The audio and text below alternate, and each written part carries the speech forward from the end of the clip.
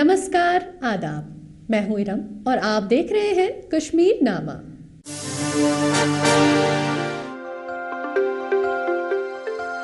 जल जीवन मिशन के तहत गांव-गांव तक साफ पीने के पानी की फराहमी आसान।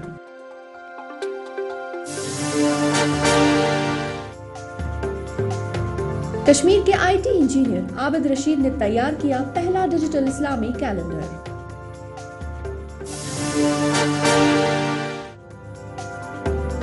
और लद्दाख के शगरन पोलो ग्राउंड में हॉर्स पोलो टूर्नामेंट का इनकाद। सबसे पहले बात करते हैं जल जीवन मिशन की, जिसके तहत जम्मू कश्मीर में गांव-गांव तक साफ और शफाफ पीने का पानी पहुंचाने का सिलसिला मुसलसल जारी है। इस मिशन के तहत देही इलाकों में आबी सहूलियात को बेहतर बनाने की कोशिशों में तेजी आई है। जिले बडगाम में शुरू की गई नई स्कीमें इसी सिलसिले की एक अहम कड़ी हैं। इन मंसूबों से कई गांव के पानी से जुड़े पुराने मसाइल हल होने की उम्मीद है। हुकूमत का दावा है कि हर घर तक नल के जरिए पानी पहुंचाने का ख्वाब अब हकीकत बनता जा रहा है। इसी मौजू पर देखते हैं हमारी ये खसूसी रिपोर्ट।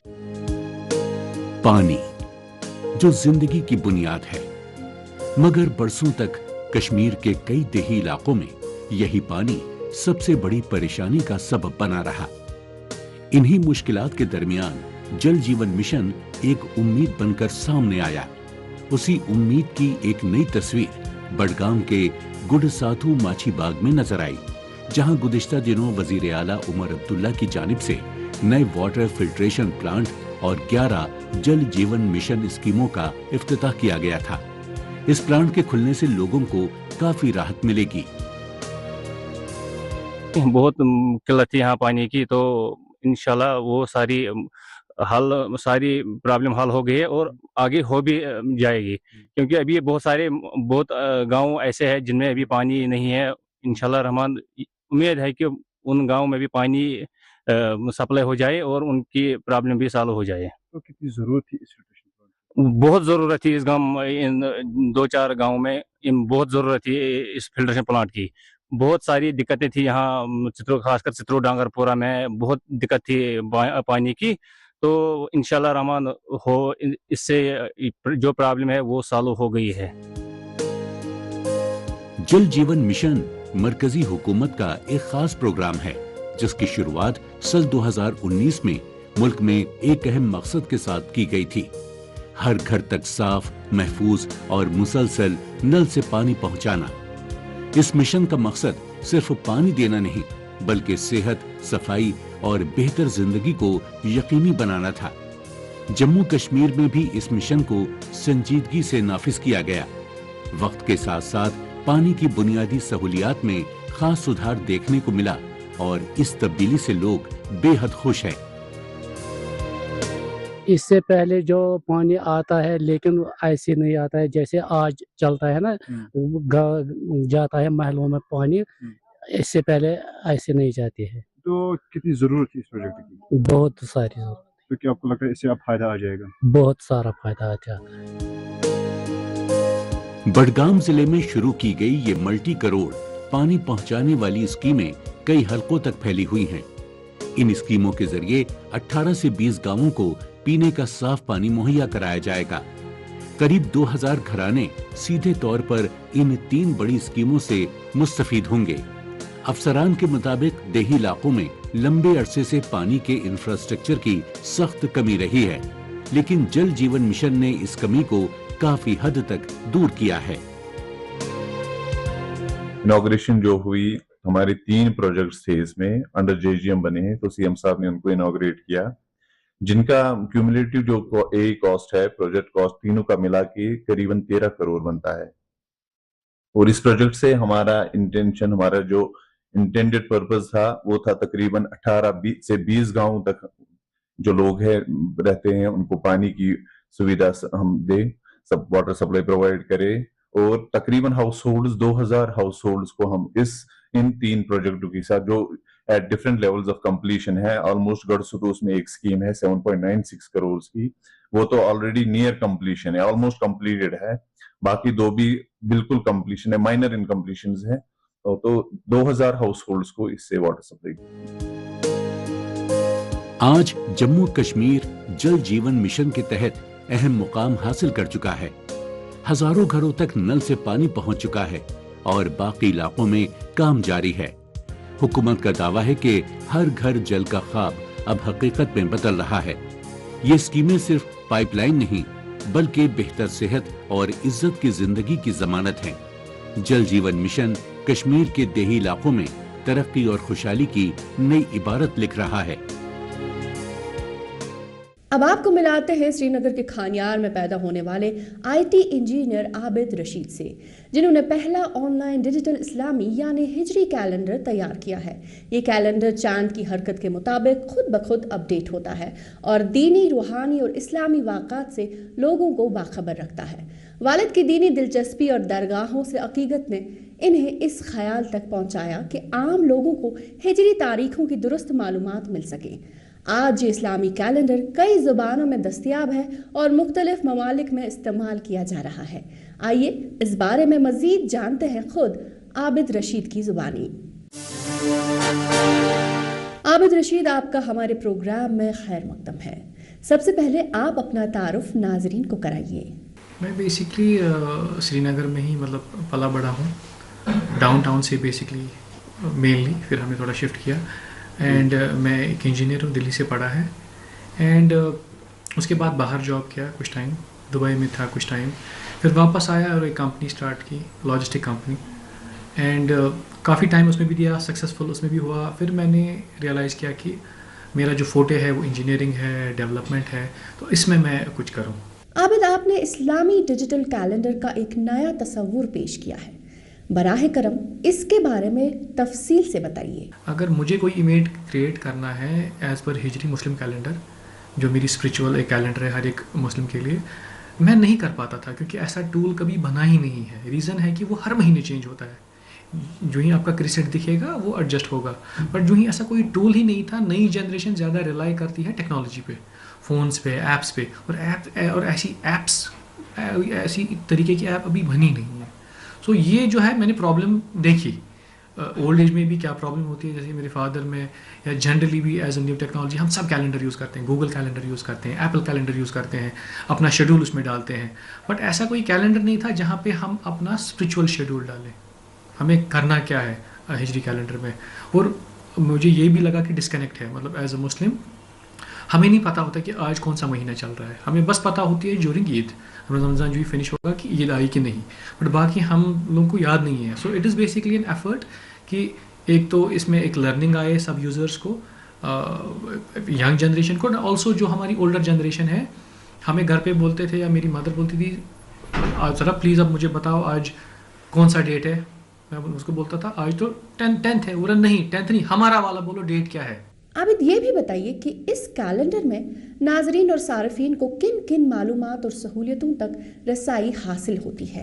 देखिए, एक तो पहला है कि जो ही हम फिज़िकल कैलेंडर लाते थे वो डेट कभी नहीं बताता था क्योंकि हर महीने चेंज होता था। इसमें ये फीचर है कि ये ऑटोमेटिकली एडजस्ट करता है, अपडेट करता है कैलेंडर को। हाँ, अगर चांद लेट्स से आज हम 29 को है, जो ही चांद दिखेगा तो ये ऑटोमेटिकली एडजस्ट करेगा। जिसका मतलब है कि जो कि ये आप यूटिलिटी परफेक्टली आपको सिंक कर पाएगी कि आज सही डेट है, जो कि फिजिकल कैलेंडर्स में प्रॉब्लम होती है। आपके इस कैलेंडर को अब तक कैसा रिस्पांस मिला है? मैंने इसको बेसिकली लगभग 1.5 महीना पहले एज ए टेस्टिंग डाला, मतलब फ्रेंड्स एंड फैमिली को दिखाने के लिए कि मैंने ये इनिशिएटिव लिया है, आपका क्या है। बट टू माई सरप्राइज मुझे लगा कि ये प्रॉब्लम पूरी दुनिया में है और अभी लगभग 50 कंट्री से ज़्यादा लोग ये यूज़ कर रहे हैं। तो मैं इट मेक्स मी हैप्पी कि एटलीस्ट मैंने एक प्रोडक्ट बनाया जो पूरी दुनिया में यूज़ हो रहा है। डबल आई एम हैप्पी कि कश्मीर से कोई प्रोडक्ट बनेगा जो पूरी दुनिया में अभी यूज़ हो रहा है। अब चूँकि मुख्तलिफ ममालिक और मुख्तलिफ ज़बानें हैं, इस तनाज़ुर में आपने इस कैलेंडर को सबके लिए काबिल इस्तेमाल बनाने के लिए क्या इक़दाम किए हैं? बिल्कुल बिल्कुल, बेसिकली अब मैंने आपको बोला कि मैंने जो ही आइडिया आया मैंने अपने बुज़ुर्गों से देखा, मेरे फादर थे या बाकी बुज़ुर्गों से देखा।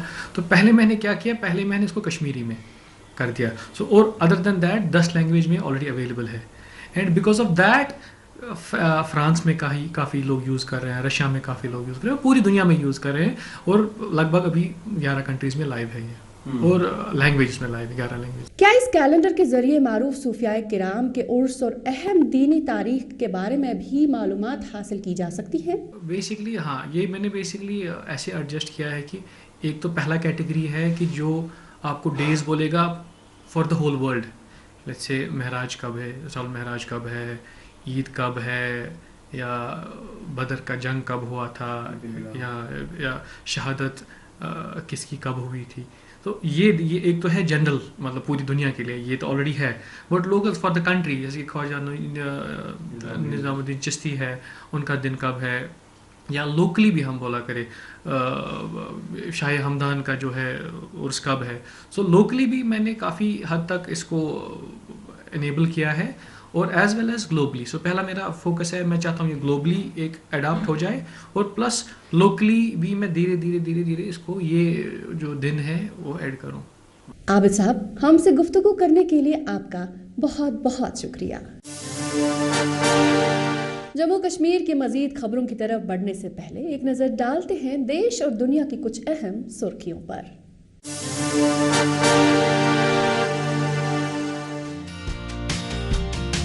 जापान का क्रिसमस से कोई मजहबी ताल्लुक नहीं है, लेकिन इसके बावजूद टोक्यो शहर में इस मौके पर खूबसूरत रोशनियां लगाई जाती हैं। जापान की राजधानी में दरख्तों पर लाइट्स सजाई जाती हैं और फनकारी इंस्टॉलेशन लगाए जाते हैं ताकि लोग त्योहार के माहौल का लुत्फ उठा सकें। हर रात सबसे ज्यादा भीड़ कयाकिजाका इल्यूमिनेशन में देखने को मिलती है। यहाँ सड़क के दोनों जानिब करीब 9,30,000 LED लाइट्स को रोशन किया जाता है। ये रोशनियां मशहूर टोक्यो टावर तक जाने वाले रास्ते को और भी दिलकश बना देती हैं।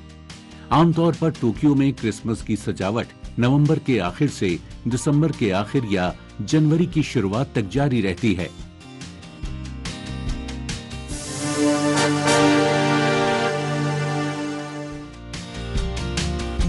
शिकागो के ब्रुकफील्ड जू में जानवर बर्फ से ढके माहौल में खेलते नजर आए, जो किसी विंटर वंडरलैंड जैसा लग रहा था।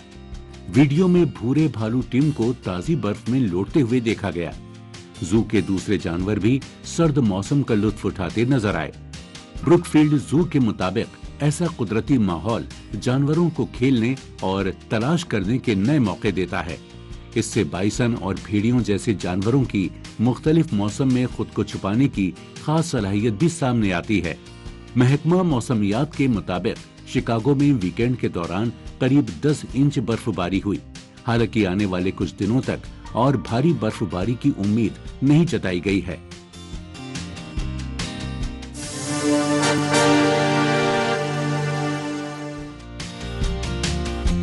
लंदन जू के पेंगुइन बीच में इन पेंगुइनों ने क्रिसमस के मौके पर खास मछली का तोहफा खाया। ये जू के मैजिक ऑफ क्रिसमस इवेंट का हिस्सा था, जो जनवरी के पहले हफ्ते तक जारी रहेगा। जमीन पर ये पेंगुइन पानी में बेहद फुर्तीले होते हैं। हम्बोल्ट पेंगुइन पानी में 30 मील प्रति घंटे की रफ्तार से तैर सकते हैं। मछली का शिकार करते वक्त ये खास काउंटर शेडेड कैमोफ्लाज का इस्तेमाल कर दुश्मनों से अपना बचाव करते हैं।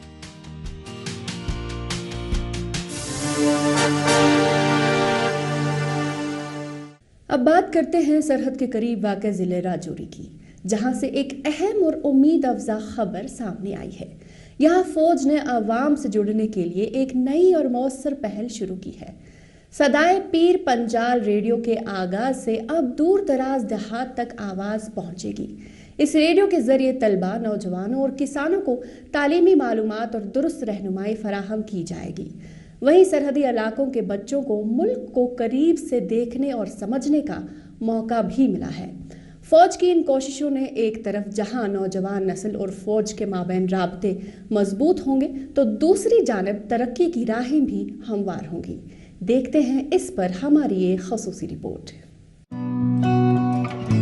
पीर पंजाल की वादियों में आज एक नई आवाज गूंज उठी है, एक ऐसी सदा जो दूर दराज के देही इलाकों को जोड़ने का काम करेगी। राजौरी जिले में फौज ने सदाए पीर पंजाल रेडियो स्टेशन का आगाज किया, जो सिर्फ मनोरंजन नहीं बल्कि तालीम, आगाही और तरक्की का पैगाम लेकर आया है। ये FM 88.4 और मोबाइल ऐप के जरिए उन इलाकों तक पहुंचेगा जहां आज भी आवाजों का पहुंचना मुश्किल था। देखिए, अब हमारी मॉडर्न टेक्नोलॉजी बहुत डेवलप हो गई है। जैसे अब टेलीविज़न, मोबाइल फ़ोन्स का यूज़ तो बहुत ज़्यादा हो रहा है, लेकिन फिर भी इस मॉडर्न टेक्नोलॉजी ने रेडियो को पूरी तरह से हटा नहीं दिया है। हमारे जो दूर दराज के इलाके हैं, वहाँ पर आज भी सब लोग टेलीविज़न और मोबाइल जैसी चीज़ों को अफोर्ड नहीं कर सकते। उन्हें वो उस तरीके से नहीं चला सकते जैसे सिटी के लोग उन्हें ऑपरेट करते हैं। तो जो रेडियो है वो एक तरीका है उन तक वो इन्फॉर्मेशन, वो न्यूज़ पहुंचाने का जो उन्हें पता होनी चाहिए। और मैं ये आशा करती हूँ कि ये रेडियो जो है वो राजौरी के लोगों की जो इनर फीलिंग्स है और उनकी जो प्रॉब्लम्स हैं उन्हें वो एक्सप्रेस करेगा। 25 IDSR unit S of spades division की जानिब कायम ये रेडियो स्टेशन मकामी नौजवानों और किसानों के लिए एक बड़ा तोहफा साबित होगा। यहाँ समाजी मसाइल, ज़राअत, तालीम और तहजीबी प्रोग्राम पेश किए जाएंगे जो देही आबादी को न सिर्फ जानकारी देंगे बल्कि उन्हें हौसला भी देंगे।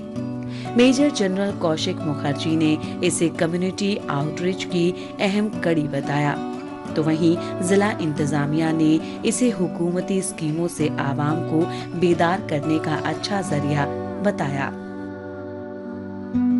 कि इसमें हमारा राजौरी का कल्चर आएगा, इसमें इंफॉर्मेटिव प्रोग्राम होंगे, इसमें हमारे गवर्नमेंट की तमाम स्कीमें जो है वो बताई जाएंगी, इसमें आपका कल्चर, सकाफत और दूर दूर पहाड़ों में जो हमारे बच्चे हैं इसमें पढ़ाई के प्रोग्राम भी होंगे जिसमें कोई भी हमारा कैरियर अपना बना सकते हैं। तो आज बड़े खुशी का मुकाम है, हम डिस्ट्रिक्ट एडमिनिस्ट्रेशन की तरफ से ये सब स्पेट डिवीजन को मुबारकबाद पेश करते हैं।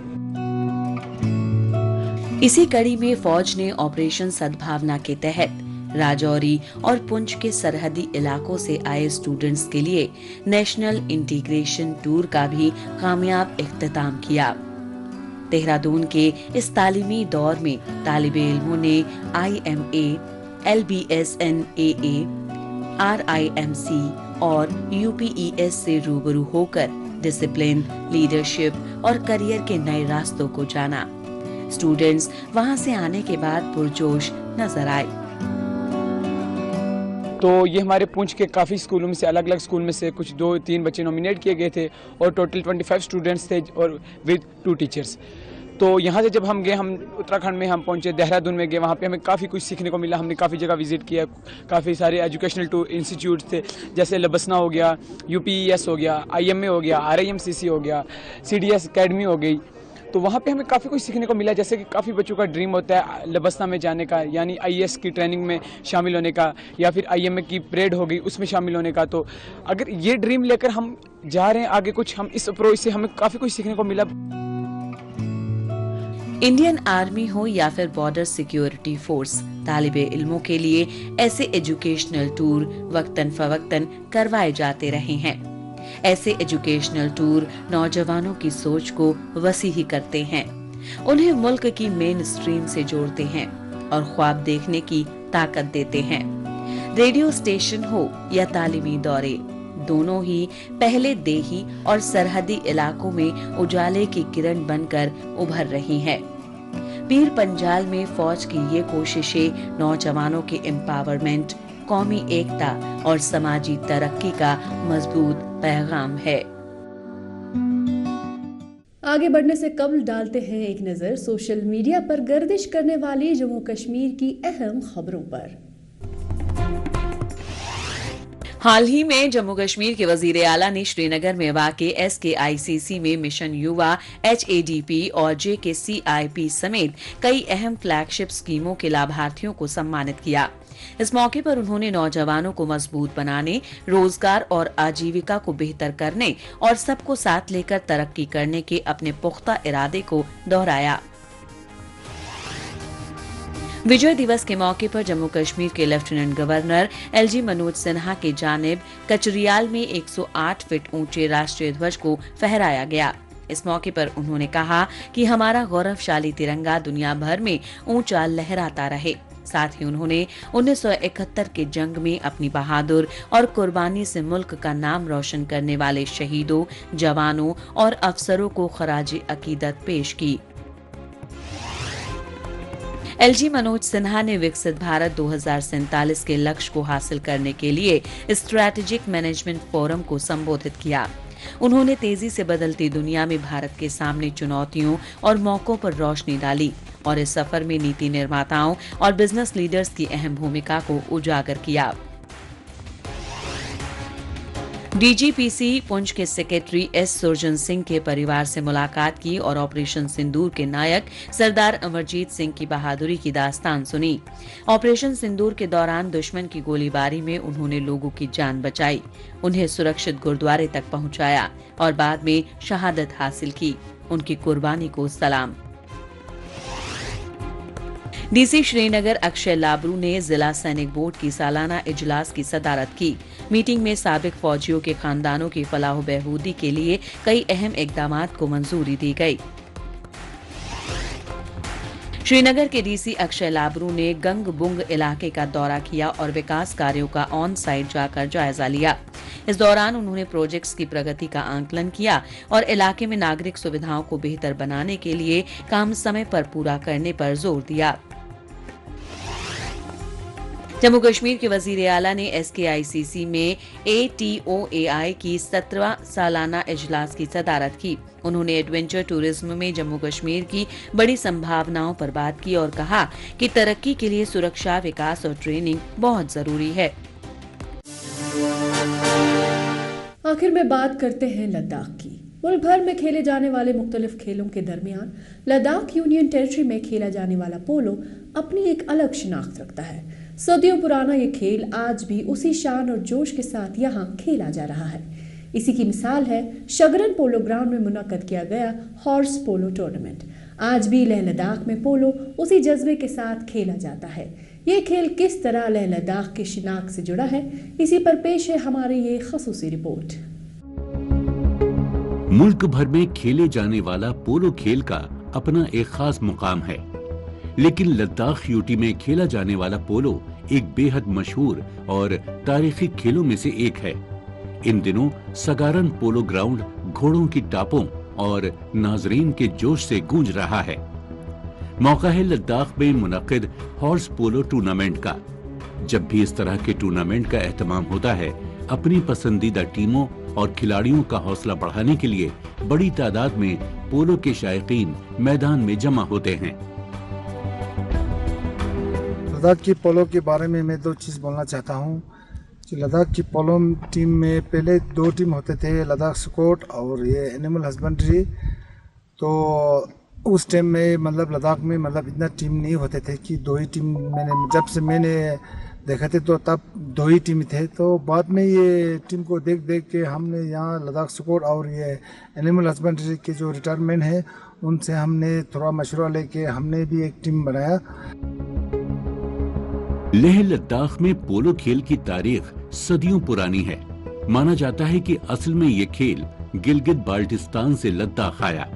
जानकारी के मुताबिक लेह लद्दाख के 17वीं सदी के राजा जमयांग नामग्याल शादी के बाद अपनी रानी शहजादी ग्याल खातून की तफरी के लिए इस खेल को लेह लेकर आए थे, क्योंकि उनकी रानी का ताल्लुक गिलगित बाल्टिस्तान से था। इसके बाद एशिया के सबसे बड़े गांवों में से एक चुचोट में इस खेल के लिए पोलो ग्राउंड कायम किया गया। वक्त के साथ ये खेल मुख्तलिफ इलाकों में मकबूल होता चला गया। आज भी यहाँ पोलो उसी जोश और जुनून के साथ खेला जाता है जैसे सदियों पहले खेला जाता था। तो अभी हमारे पास 3 ही टीम था, तो अभी हमारे पास 7 टीम और आ चुका है। तो मतलब लगभग अभी 10-12 टीम हो चुका है। तो आने वाले दिन में हम ये उम्मीद ज़्यादा करते हैं कि सिविलियन टीम को थोड़ा सा आप आगे निकलने के लिए थोड़ा सा गवर्नमेंट हेल्प करेंगे तो हम इससे भी आगे मतलब अच्छा हो सकता है। क्योंकि हम पहले तो हम जब मैच खेलते थे जो मेरे टाइम पे तो हमें 10-15 गोल वो लोग मारते थे। अभी हम जब से यूटी आ गया तो हमें इक्विपमेंट आ गया तो हमारे में दूसरा जोश आ गया। तो अभी भी हम बराबर जैसे एनिमल हस्बेंड्री ये लास्ट स्कोर की टीम से हम बराबर टक्कर लेते हैं। भारत के सर्द रेगिस्तान के नाम से मशहूर लद्दाख के नौजवानों में टैलेंट की कोई कमी नहीं है। इस तरह के प्रोग्रामों के जरिए दुनिया भर से आने वाले सयाहों को लद्दाख की असली पहचान, आला सकाफत और बेमिसाल मेहमान नवाजी को करीब से जानने का मौका मिलता है। लेह लद्दाख की खूबसूरती, सकाफत और कुदरती नज़ारों का दीदार करने के लिए न सिर्फ मुल्क बल्कि बैरूनी ममालिक से भी बड़ी तादाद में सैलानी यहाँ खींचे चले आते हैं। औरत लोग भी खेलने के लिए मतलब शौक रखते हैं, तो उनको लिए भी इक्विपमेंट जब सही नहीं रहेंगे तो ये नहीं होता है, क्योंकि जब इक्विपमेंट सही रहेंगे तो उनका कॉन्फिडेंस थोड़ा सा आगे बढ़ जाएंगे। तो हमें उम्मीद ये करते हैं कि आने वाले दिन में तो स्टूडेंट एडमिनिस्ट्रेशन हमें थोड़ा सपोर्ट करके, जिसे लेह से बाहर जाके आप जैसे कि मणिपुर खेलते हैं उसी जगह हर जगह में हमारा थोड़ा सा अपडेट करके आगे निकल जाएंगे, तो हमारा टीम भी अच्छा खेलने के लिए हम उम्मीद भी करते हैं। तो गवर्नमेंट से लास्ट में ये मैं अपील करता हूँ, आने वाले दिन में हमको सपोर्ट करके आगे निकल जाए तो हम इससे अच्छा खेल के यहाँ लद्दाख का नाम रोशन करके। पोलो खेल न सिर्फ लोगों के लिए एक शौक है, बल्कि ये एक इंतहाई अहम और मुहिम जोई का खेल भी है। आज की नौजवान नस्ल के दरमियान भी ये खेल खासा मकबूल बना हुआ है। हालांकि यहाँ के पेशेवर खिलाड़ियों का ख्याल है कि पोलो के खेल में बेपनाह सलाहियत मौजूद है, बस जरूरत है इसे जिंदा, मजबूत और महफूज बनाए रखने की। इस रिवायती पोलो खेल के कदरदान न सिर्फ मुल्क में बल्कि बैरूनी ममालिक में भी हैं और बैरूनी सैलानी भी इससे भरपूर लुत्फानंदोज हो रहे हैं। इस हफ्ते बस इतना ही, हमें दीजिए इजाजत। अगले हफ्ते इसी दिन इसी वक्त फिर होगी मुलाकात। तब तक के लिए नमस्कार, खुदा हाफिज।